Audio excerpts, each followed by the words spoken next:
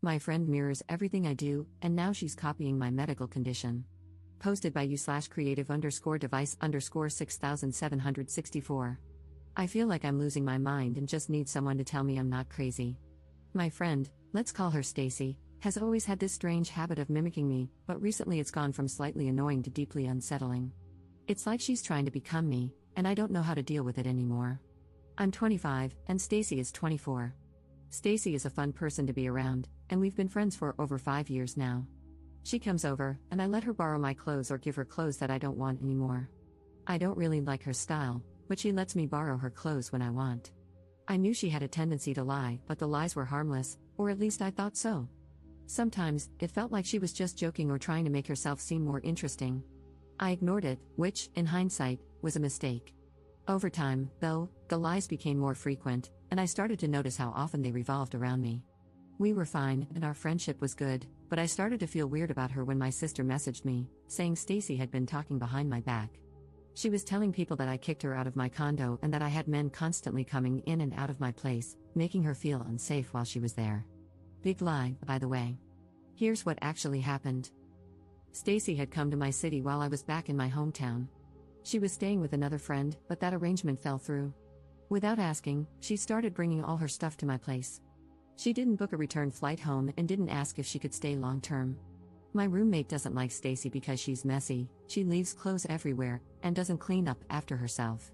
The last time she stayed, she overstayed her welcome by a week, and I didn't know when she planned to leave.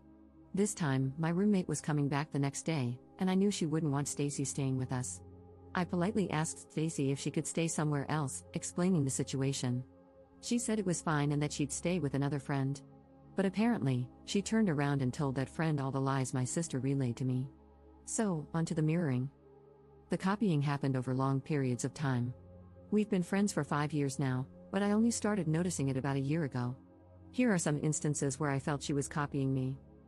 I told her I was going to manage my parents' business.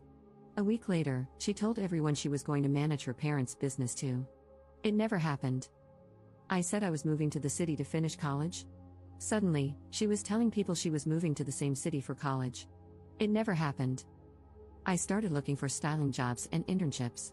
A week later, she told me she got a styling job, but it never happened.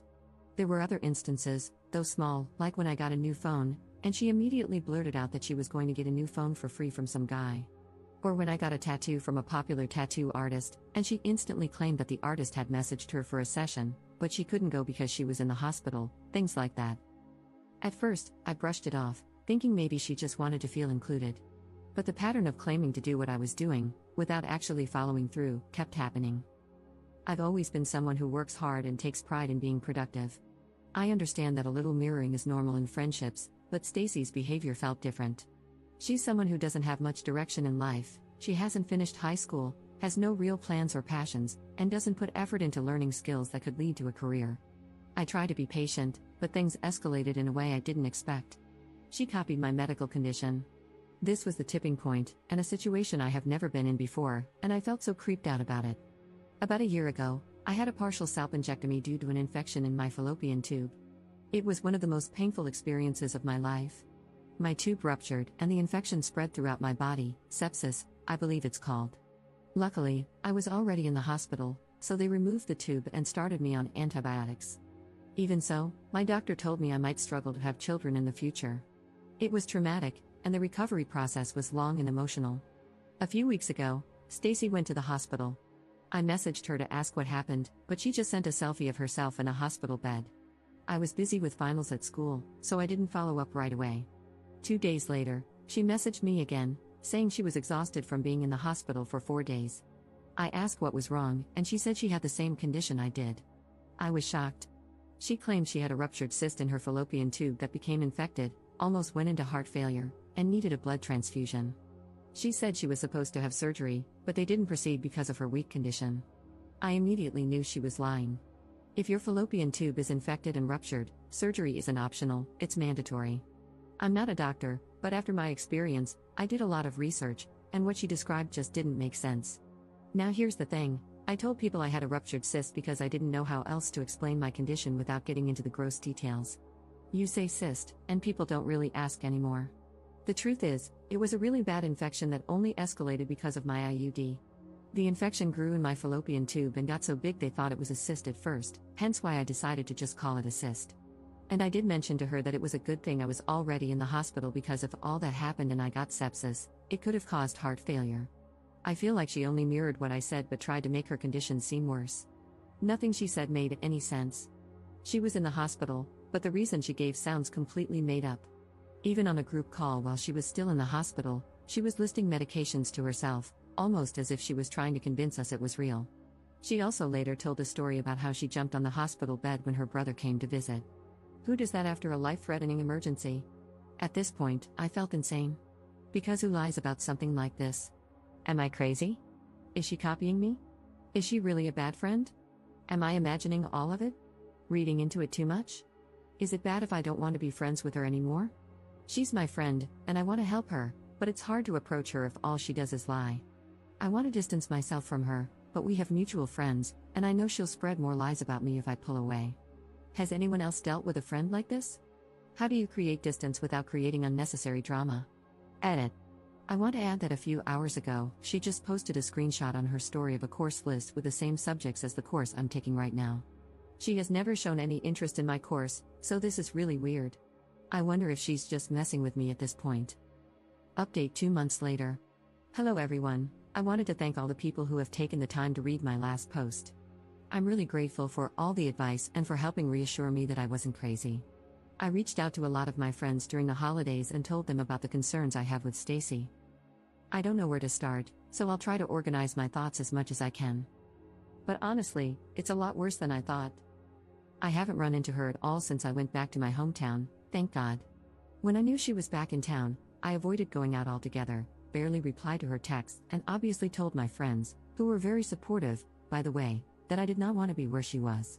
Luckily, we all took a trip out of town that she was recently uninvited from due to her having a lot of issues with the people going.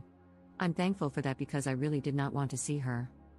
When my friend, we'll call him Ryan, and I took a trip to a nearby town, we reached out to one of our friends who lived there. We'll call her Danny. Now, Danny was really close with Stacy, they would hang out almost every day. Everyone knew them to be BFFs, and well, now they're no longer friends. Stacy told me about the falling out situation, so I wanted to hear Danny's side, and when I tell you it was a whole different story, Stacy made Danny look crazy, insecure, over-emotional, and inconsiderate. I was shocked at how different the two stories were. Danny started opening up about how Stacy borrowed money from her for rent, kept treating her horribly, and pushed her around. I told Danny that I didn't know she was that much of a bitch, I had never seen that side of her at all. Danny replied, "That's because she's obsessed with you. You don't even know." That sent chills all over my body. She went on to say that every single time she was with Stacy, she would talk about me, my hobbies, the issues I have in my life, including dating and very personal things. Stacy wanted to dress like me and do whatever I was doing. She would buy the same accessories as me, the same shoes as me, and tell everybody about me. She would talk about how she and I were really close. Anytime I dyed my hair, she would want the same colors. It made me feel so uncomfortable hearing all of this, knowing I thought this girl was my friend. But at the same time, she would apparently belittle me.